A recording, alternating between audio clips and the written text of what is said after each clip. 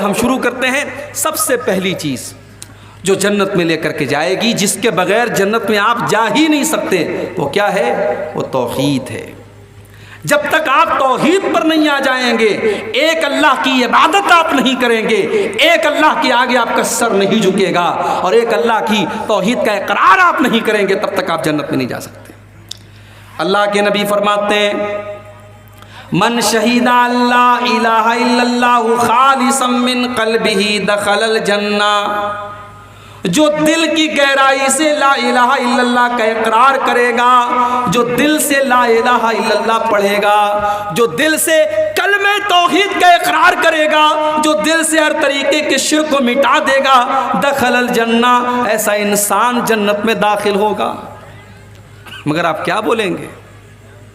ہمارے اور آپ کے بیچ میں ایسے لوگ بیٹھے ہیں جو نماز میں آتے تو کہتے ایاک نعبد و ایاک نستعین، اے اللہ ہم تیری ہی عبادت کرتے ہیں اور تجھ ہی سے مدد مانگتے ہیں، اور نماز کے باہر کشتی لڑنے جاتے ہیں پہلوان کے سامنے تو کہتے یا علی مشکل کشا، علی کو مشکل کشا بنا دیا۔ اولاد چاہیے تو کسی بابا کے مزار پہ جا کے اولاد کا سوال کرتے ہیں، دولت چاہیے تو کسی کو غریب نواز کا لقب دے دیتے ہیں، مدد چاہیے تو کسی کو غوث اعظم کا لقب دے دیتے ہیں، کسی کو داتا بنا لیتے ہیں، کسی کو گنج بخش بنا لیتے ہیں۔ جو مقام اللہ کا ہے، جو درجہ اللہ کا ہے، وہ غیر اللہ کو دے دیتے ہیں۔ اور اگر آپ کو یقین نہ آتا ہو، ہمارے یو پی میں بہت ساری مثالیں آپ کو مل جائیں گی۔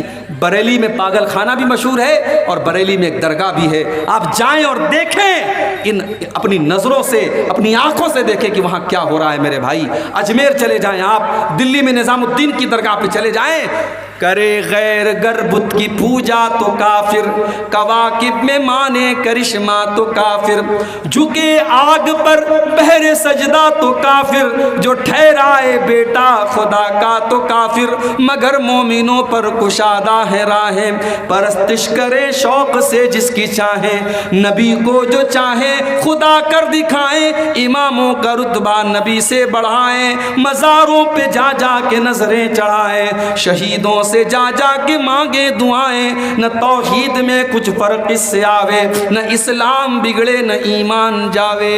یہ مولانا حالی کا شعر ہے، انہوں نے آج سے 100 سال پہلے کہا تھا۔ 2023 آ گیا، ہم چاند پر پہنچ گئے، مگر مسلمانوں کی سوسائٹی اور سماج میں آج بھی یہ تمام چیزیں ہو رہی ہیں میرے بھائیوں۔ جب ہم شرک کریں گے، جب اللہ کی توحید کے ساتھ غداری کریں گے، جب ہم غیر اللہ کے نام پہ بکرے ذبح کریں گے، غیر اللہ کے نام پہ مرغے ذبح کریں گے، جب اپنے بچوں کو لال کالے پیلے تعویذ پہنائیں گے، جب ہماری توحید گڑبڑ ہوگی تو اللہ کی مدد کہاں سے آئے گی؟ اللہ کے نبی کہہ رہے ہیں جو توحید پر رہے گا جنت اس کو ملے گی۔ اور ایک بات اور نوٹ کر لیجئے، صرف توحید پر رہنا کافی نہیں ہے، آخری دم تک توحید پر رہنا یہ ضروری ہے۔ ساری زندگی انسان توحید پر رہا، مرنے کے پہلے اس نے شرک کر لیا اور بغیر توبہ کی اس کا انتقال ہو گیا، اب اللہ تبارک و تعالیٰ کیا اس کی ساری زندگی بھر کی نیکیاں تو برباد ہو جائیں گی۔ اس لیے کہ اللہ قرآن میں کہتا ہے وَلَا تَمُوتُنَّ إِلَّا وَأَنْتُمْ مُسْلِمُونَ، اے مسلمانوں کان کھول کر کے سن لو، تمہیں موت آئے تو ایمان کی حالت میں آئے، تمہیں موت آئے تو توحید کی حالت میں آئے، مرتے دم تک تمہیں توحید کی حفاظت کرنا ہے، ایمان پر خاتمہ ہونا ضروری ہے۔ اگر ایمان پر خاتمہ نہ ہوا، اگر شرک کے اوپر تمہارا خاتمہ ہوا تو تم برباد ہو جاؤ گے۔ آپ دیکھ لیں، ابو طالب کا نام سنا ہے آپ نے؟ بولو بھائی، سن رہے ہو یا سو گئے؟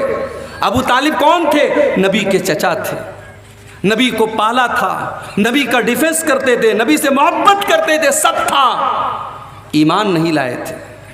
ابو طالب کا آخری ٹائم آیا، اللہ کے پیارے نبی اپنے چچا کے پاس جاتے ہیں، بخاری کے الفاظ ہیں اور کہتے ہیں یا عمی قل لا الہ الا اللہ، اے چچا جان آپ کلمہ پڑھ لیجئے، آپ لا الہ الا اللہ پڑھ لیجئے، اے چچا جان میں گارنٹی دے رہا ہوں اگر آپ یہ کلمہ پڑھ کر کے دنیا سے جائیں گے، اے چچا میں اللہ تعالیٰ کے یہاں اس کلمے کے ذریعے آپ کے لیے بحث کروں گا۔ میرے چچا نے کلمہ پڑھا تھا، اے اللہ تو میرے چچا کو جنت میں ڈال دے، اے چچا بس آپ کلمہ پڑھ دیجئے۔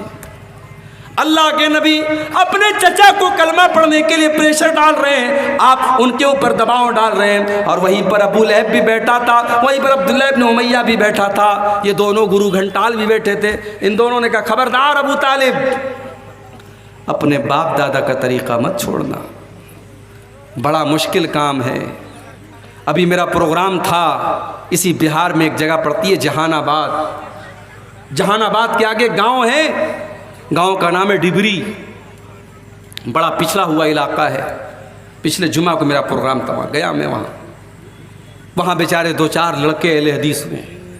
آپ کے علاقے میں 100% لوگ اہل حدیث ہیں، آپ اللہ کا شکر ادا کریں، ورنہ اسی ہندوستان میں نہیں، اسی بہار میں کتنے ایسے گاؤں ہیں میرے بھائی جہاں 2 آدمی 4 آدمی اہل حدیث ہے بیچارے، وہ اگر کہیں سینے پر ہاتھ باندھے تو ان کو مارا جاتا ہے، کسی مسجد میں جا کر کے وہ آمین زور سے بولتے ان کو نکال دیا جاتا ہے، وہ بیچارے مجبور ہیں، ان کے بچے اپنے باپ کے اہل حدیث ہونے کے باوجود اور قرآن و حدیث پر چلنے والا ہونے کے باوجود ان کے بچے ماحول نہ ملنے کی وجہ سے اور سماج نہ ملنے کی وجہ سے بچے دوسرے راستے پر چلے جاتے ہیں۔ میرے بھائیوں، آپ کی برادری شیرسا آبادی برادری میں آج الحمدللہ اگر 100% آپ قرآن و حدیث پر چلنے والے ہیں تو بہت بڑی نعمت ہے، اس نعمت پر آپ اللہ کا جتنا شکر ادا کریں کم ہے۔ وہ گاؤں، وہاں 2-4 لوگ بیچارے اہل حدیث ہوئے، اور باقی لوگ سب وہی پرانے باپ دادا کے ڈھرے پہ چلے آئے۔ محرم پر تعزیہ نکل رہا ہے، ربیع الاول میں جلوس نکل رہا ہے، مزاروں پر سجدہ بھی ہو رہا ہے، جہالت پھیلی ہوئی ہے۔ میں نے وہاں تقریر کی، تقریر کے بعد جب جانے لگا تو ایک آدمی آیا، بولا مولانا آپ کی بات بالکل صحیح ہے، آپ کی بات ساری باتیں بالکل صحیح ہیں، مگر ہم نے باپ دادا کو جو کرتے ہوئے دیکھا ہے اسے چھوڑنا بہت مشکل کام ہے۔ باپ دادا جو کرتے چلے آئے اس کام کو چھوڑنا آسان کام نہیں ہے میرے بھائیوں، اس کے لیے بڑی ہمت کی ضرورت ہے۔ اللہ کے نبی اپنے چچا کو سمجھا رہے ہیں اور ادھر سے وہ دونوں پریشر ڈال رہے ہیں کہ ابو طالب اپنے باپ دادا کا طریقہ مت چھوڑنا۔ بخاری کے الفاظ ہیں، ابو طالب کا انتقال ہو گیا، ابو طالب کو موت آ گئی، اور آخری ٹائم ابو طالب کی زبان پر یہی لفظ تھا، علی ملت عبد المطلب، میں اپنے باپ عبد المطلب کے مذہب پر دنیا سے جا رہا ہوں۔ ابو طالب کلمہ نہیں پڑھ پائے، ابو طالب توحید کو قبول نہیں کر پائے، نتیجہ کیا نکلا؟ اللہ کے نبی فرماتے ہیں میرے چچا ابو طالب کو بھی جہنم میں ڈالا جائے گا۔ ہاں انہوں نے مجھے پالا تھا، میری مدد کی تھی، میرا ڈیفنس کیا تھا، ان کے عذاب میں کچھ ہلکا پن کیا جائے گا، ان کے عذاب میں کچھ کنسیشن کیا جائے گا، ان کے عذاب کو کچھ گھٹا دیا جائے گا، مگر جہنم میں میرے چچا کو بھی ڈالا جائے گا۔ میرے بھائیوں، پتہ یہ چلا کہ اللہ تعالیٰ کے یہاں یہ نہیں دیکھا جائے گا آپ کا باپ کون تھا، آپ کا چاچا کون تھا، آپ کا بھتیجا کون تھا، اللہ تعالیٰ کے آپ کی توحید دیکھی جائے گی، اللہ تعالیٰ کے آپ کا ایمان دیکھا جائے گا۔ اسی لیے اللہ کے نبی فرماتے ہیں من بطا بہی عملہ لم یسرع بہی نسبہ، اگر کوئی انسان اپنے عمل میں پیچھے ہے اور نسب میں بہت آگے ہے، بہت اونچے خاندان کا ہے، اللہ کو اس سے کوئی مطلب نہیں ہے۔ آپ کا عمل کیسا ہے، آپ کا کردار کیسا ہے اور آپ کا عقیدہ کیسا ہے، اللہ کے یہاں یہ دیکھا جائے گا۔ تو پہلی چیز جو ہمیں جنت میں لے کے جانے والی ہے میرے بھائیوں، وہ توحید ہے۔ اسی لیے اللہ کے نبی فرماتے ہیں من کان آخر کلامہ لا الہ الا اللہ دخل الجنہ، مرنے کے پہلے جو لا الہ الا اللہ کہہ کے گیا ہے، جو توحید پر دنیا سے گیا ہے، جو لا الہ الا اللہ پر دنیا سے گیا ہے، دخل الجنہ، وہ جنت میں داخل ہوگا۔ یہ پہلی چیز ہو گئی۔ دوسری چیز جنت میں لے کر کے جانے والی دوسری چیز کیا ہے؟ حضرت ابو ہریرہ کہتے ہیں، ترمذی کی روایت ہے، حضرت ابو ہریرہ کہتے ہیں کہ اللہ کے رسول سے پوچھا گیا اے اللہ کے نبی ان اکثر ما يدخل الجنہ، سب سے زیادہ جنت میں کون سی چیز لے کر کے جائے گی؟ آپ نے فرمایا تقوی اللہ و حسن الخلق۔ آپ نے فرمایا 2 چیزیں سب سے زیادہ جنت میں لے کے جائیں گی، ایک اللہ کا تقوی اور ایک اچھے اخلاق۔ اور آج انہی دونوں چیزوں کی بڑی کمی ہے، اور ہم اہل حدیثوں میں زیادہ کمی ہے۔ شیطان ہمارے عقیدے کو کمزور کرنے میں شیطان بہت مجبور ہے۔ شیطان ہمارے عقیدے کو تو نہیں خراب کر پا رہا ہے، شیطان نے ہمارے اخلاق کو خراب کر دیا، اور شیطان نے ہمارے تقوی کو برباد کر دیا۔ آج 20 سال کے جوان کو لے لیں آپ اور 70 سال کے بوڑھے کو لے لیں، آج سوشل میڈیا کے اس دور میں، موبائل کے اس دور میں اور انٹرنیٹ کے اس دور میں اگر سب سے زیادہ کوئی چیز متاثر ہوئی ہے میرے بھائیوں تو وہ تقویٰ ہے۔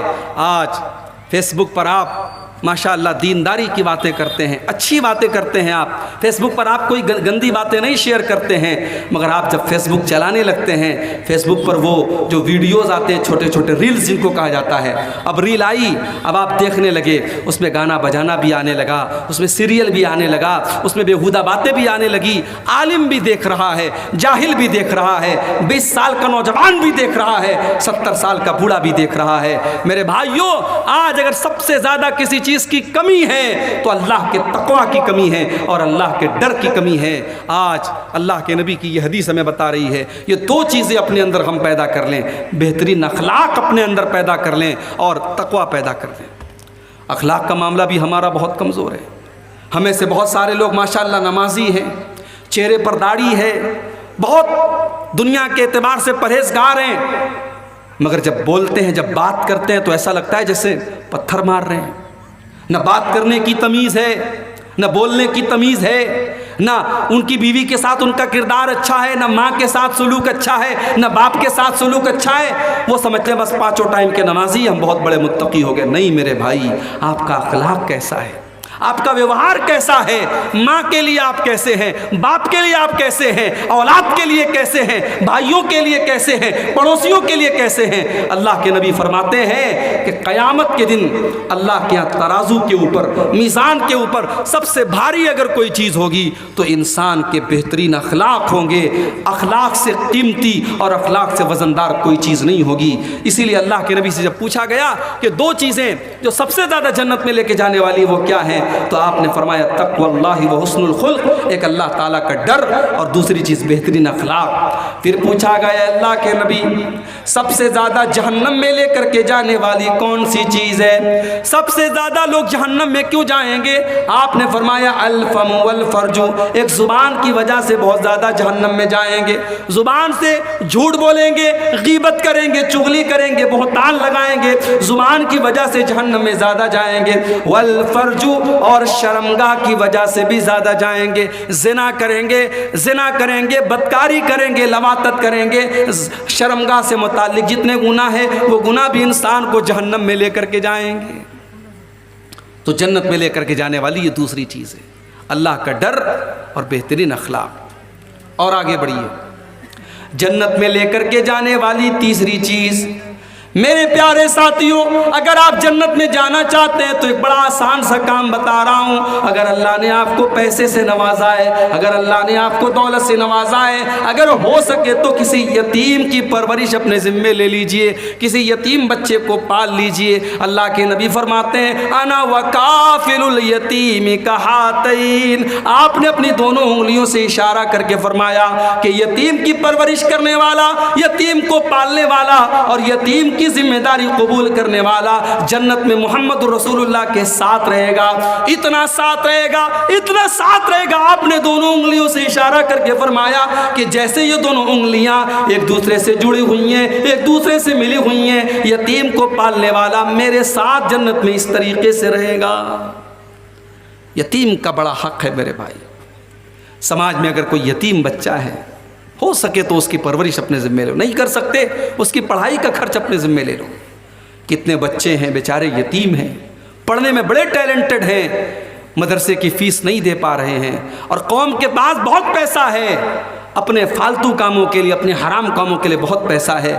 میرے بھائیوں، کسی اچھے مدرسے میں جاؤ، پتہ لگاؤ کوئی ٹیلنٹڈ لڑکا ہو، کسی غریب فیملی سے بلانگ کرتا ہو، اگر یتیم ہو تو بہت سونے پہ سہاگا ہے، یتیم بچہ ہے، مدرسے والوں سے کہو مولانا اس بچے کی جو بھی فیس ہے سال بھر کی میں اپنے ذمے لے لیتا ہوں، یہ کام کر لو۔ چلو پوری پرورش نہیں کر سکتے، پڑھائی اس کی اپنے ذمے لے لو۔ وہ لڑکا کل عالم بنے گا، کل حافظ بنے گا، دین کا داعی بنے گا، دین کا مبلغ بنے گا، تقریریں کرے گا، خطبے دے گا، کتابیں لکھے گا، جو بھی علم پھیلائے گا اس کا ثواب آپ کو میرے بھائیوں ملتا رہے گا۔ یہ بھی صدقہ جاریہ کی ایک شکل ہے۔ اللہ کے نبی نے فرمایا کہ یتیم کی پرورش اپنے ذمہ لے لو۔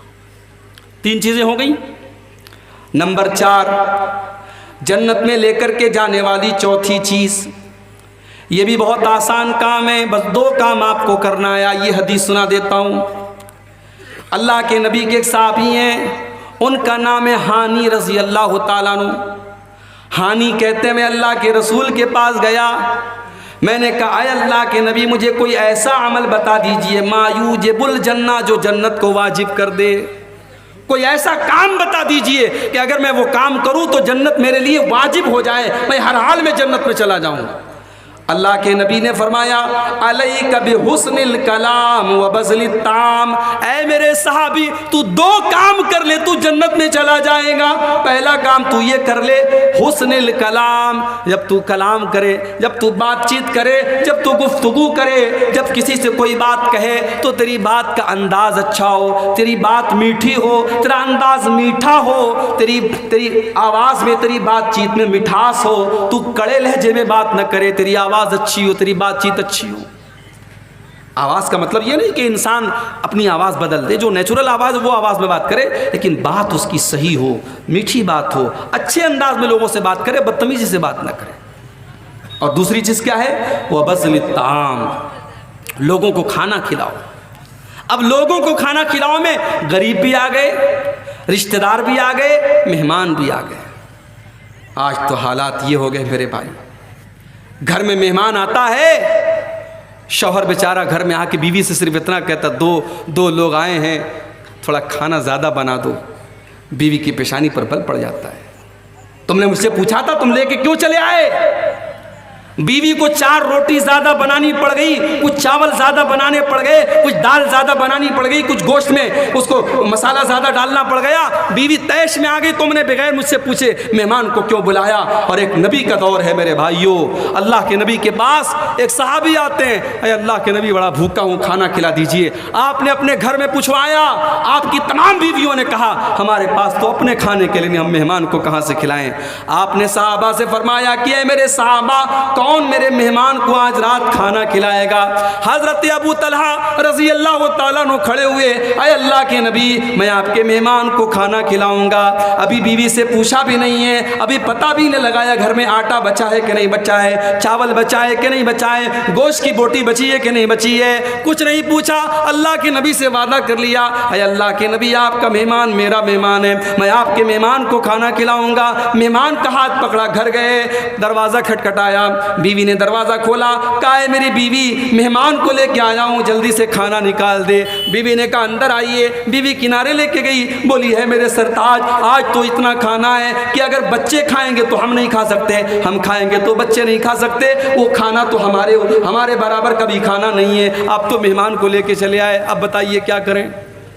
کہا ایک کام کرو بچوں کو سلا دو، بچوں کو سلا دو، اور میں مہمان کو گھر میں لے کے آتا ہوں، کھانا پلیٹ میں لے آؤ، اور میرے سامنے بھی خالی پلیٹ رہے گا، اور جیسے ہی کھانے کا ٹائم آئے گا چراغ کی بتی بجھا دینا، مہمان کو ایسا لگے گا میں بھی کھانا کھا رہا ہوں، مہمان کا پیٹ بھر جائے، ہم دونوں میاں بیوی بعد میں کبھی کھا لیں گے، بھوکے رہ لیں گے، کوئی مسئلہ نہیں۔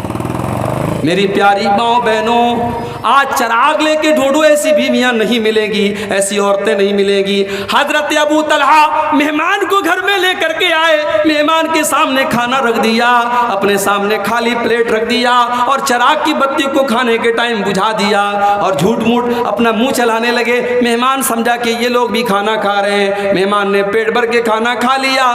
صبح ہوئی، ابو طلحہ اللہ کے نبی کے پاس آتے ہیں، اللہ کے نبی کہتے ہیں اے ابو طلحہ تم نے اور تمہاری بیوی نے جو کام کیا ہے مجھے اللہ تعالیٰ نے وہ کام بتا دیا ہے، اور اللہ تعالیٰ تم دونوں میاں بیوی کے اس عمل سے بہت خوش ہوا ہے۔ وہ لوگوں، صحابہ کے دور میں اتنی دولت تو نہیں تھی، اتنے بڑے بڑے مکانات تو نہیں تھے، ان کے پاس بڑی بڑی گاڑیاں تو نہیں تھی، مگر صحابہ کے دل بہت بڑے تھے۔ وہ لوگوں اپنے دل کو تھوڑا بڑا کر دو، اگر تمہارے کچھ رشتہ دار آ کر کے تمہارے گھر میں کھانا کھا لیں، کچھ مہمان تمہارے گھر میں آ کے کھانا کھا لیں، اس میں کوئی حرج کی بات نہیں ہے۔ اللہ کے نبی فرماتے ہیں یہ 2 کام جنت میں لے کر کے جانے والا ہے، علیکا بحسن الکلام وبذل الطعام، اپنی گفتگو کو اچھا کر لو اور کھانا کھلایا کرو، یہ 2 کام ایسا ہے جس کی وجہ سے تم کو جنت ملے گی۔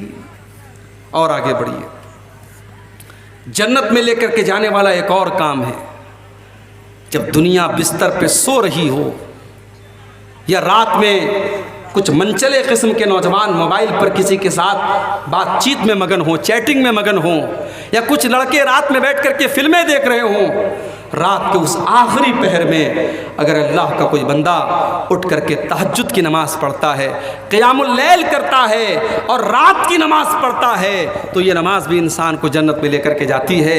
اللہ نے ایسے لوگوں کا تذکرہ کرتے ہوئے سورہ سجدہ کے اندر فرمایا تتجافا جنوبهم عن المضاجع يدعون ربهم خوفا وطمعا، میرے نیک بندے تو وہ ہیں، میرے متقی بندے تو وہ ہیں، میرے ڈرنے والے اللہ سے ڈرنے والے بندے تو وہ ہیں جب رات میں دنیا والے آرام سے بستروں پر سوتے رہتے ہیں، وہ بستروں سے الگ ہو کر اللہ کی بارگاہ میں کھڑے ہو کر کے لیٹ کر کے اللہ کی بارگاہ میں سجدے کر کر کے اللہ کو یاد کیا کرتے ہیں۔ وَمِمَّا رَزَقْنَاهُمْ يُنْفِقُونَ، اور ہم نے جو روزی دی اس میں سے وہ خرچ بھی کرتے ہیں۔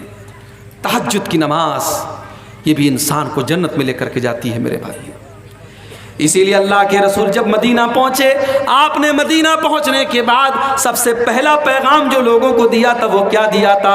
ایھا الناس افشوا السلام واطعموا الطعام وصلوا الارحام وصلوا باللیل والناس نیام تدخلوا الجنت بسلام۔ او لوگو، چار کام کر لو تم جنت میں چلے جاؤ گے۔ افشوا السلام، سلام کو پھیلاؤ، سلام کو بڑھاؤ، سلام کو پھیلاؤ، زیادہ سے زیادہ ایک دوسرے کو سلام کیا کرو، سلام پھیلاؤ۔ اور دوسرا کام واطعموا الطعام، کھانا کھلایا کرو، مہمان کو، غریبوں کو، رشتہ داروں کو خوب کھانا کھلایا کرو۔ وصلوا الارحام، اور رشتوں کو جوڑا کرو۔ وصلوا باللیل والناس نیام، اور جب راتوں میں لوگ بستر پہ سو رہے ہوں اس ٹائم تہجد کی نماز پڑھا کرو، اس ٹائم قیام اللیل کیا کرو۔ اور لوگوں اتنا کام اگر تم کر لو گے تدخلوا الجنت بسلام، تو بڑے آرام سے جنت میں چلے جاؤ گے۔ جنت میں لے کر کے جانے والا ایک اور کام ہے۔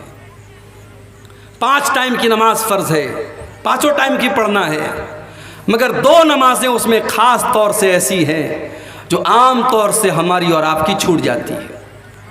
ایک ہے فجر کی نماز جو رات میں ہم سوتے ہیں تو چھوٹ جاتی ہے، اور دوسری عصر کی نماز دوپہر میں آرام کرتے تو چھوٹ جاتی ہے۔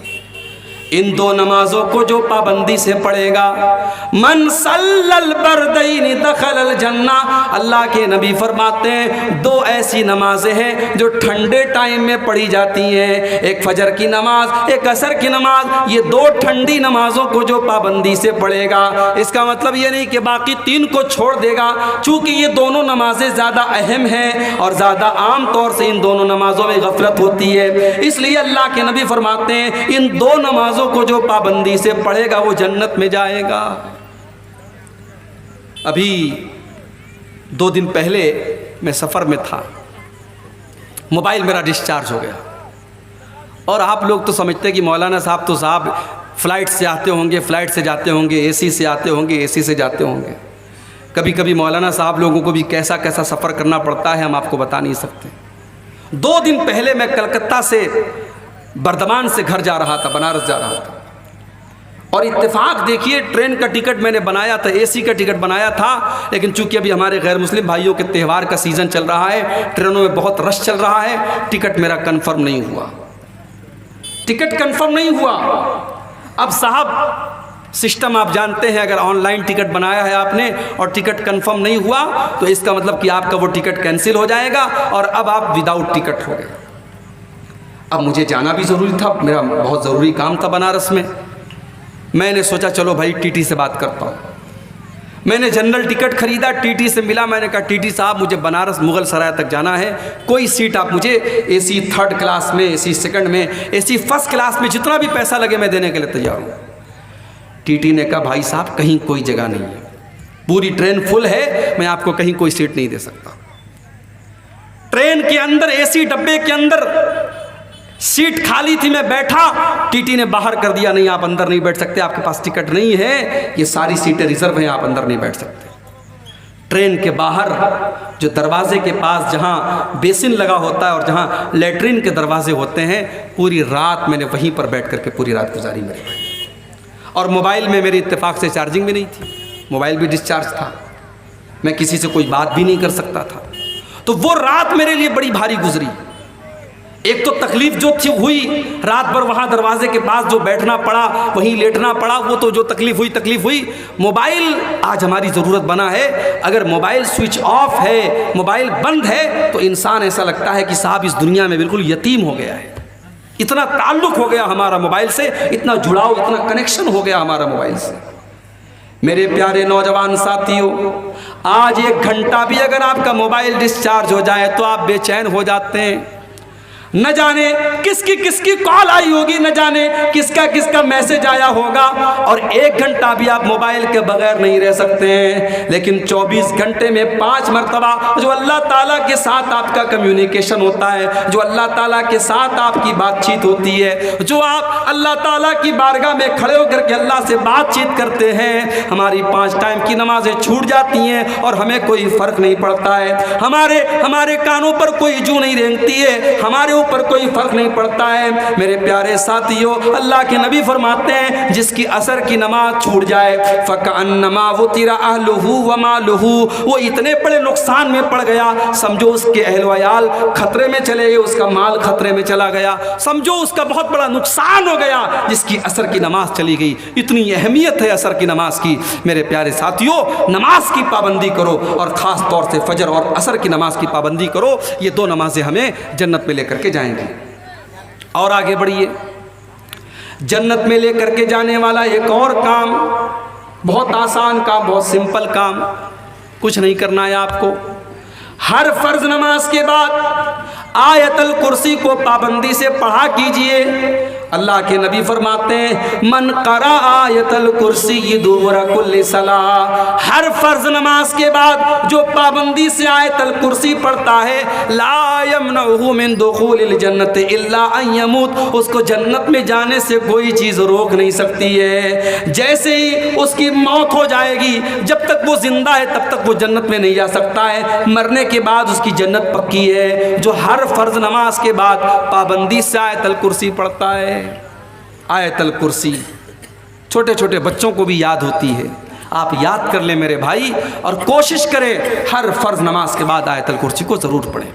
اور صرف فرض نماز کے بعد نہیں، رات میں بستر پہ سونے جب جائیں تب بھی آیت الکرسی پڑھ کے سویا کریں۔ اللہ کے پیارے نبی فرماتے ہیں جو انسان رات میں سونے کے ٹائم آیت الکرسی پڑھ کے سوتا ہے، رات بھر اللہ کی طرف سے ایک فرشتہ اس کی حفاظت کرتا ہے اور کوئی شیطان اس کے قریب نہیں آ سکتا۔ اس لیے آیت الکرسی کو اپنی زندگی کا ایک پارٹ بنا لے، ایک حصہ بنا لے، اور ہر فرض نماز کے بعد بھی آیت الکرسی پڑھا کریں، اور رات کو بھی آیت الکرسی پڑھا کریں۔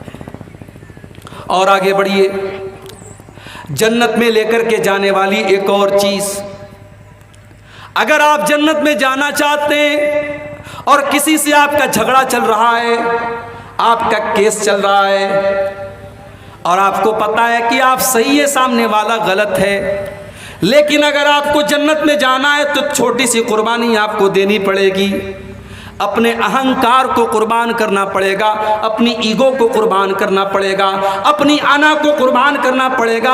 اللہ کے نبی فرماتے ہیں انا زعیم ببیت فی الجنہ، میں جنت کی گارنٹی لیتا ہوں اس انسان کے لیے لمن ترک المیراء وان کان محقا، جو حق پر ہونے کے باوجود جھگڑے کو ختم کر دے، حق پر ہے، صحیح ہے، پھر بھی جھگڑے کو ختم کر دے، ایسے انسان کو میں جنت کی گارنٹی دیتا ہوں۔ یہ اللہ کے نبی نے فرمایا۔ میرے پیارے ساتھیوں، اگر اس حدیث پر اگر عمل کرنے کے لیے ہم اپنے جھگڑوں کو ختم کر دیں، نہ جانے کتنے خاندانوں کے کیس ختم ہو جائیں، نہ جانے کتنے بھائی کے مسئلے حل ہو جائیں۔ صرف اس حدیث کو اپنے سامنے رکھیے کہ اللہ کے نبی جنت کی گارنٹی دے رہے ہیں اس انسان کو جو حق پر ہونے کے باوجود جھگڑے کو چھوڑ دے۔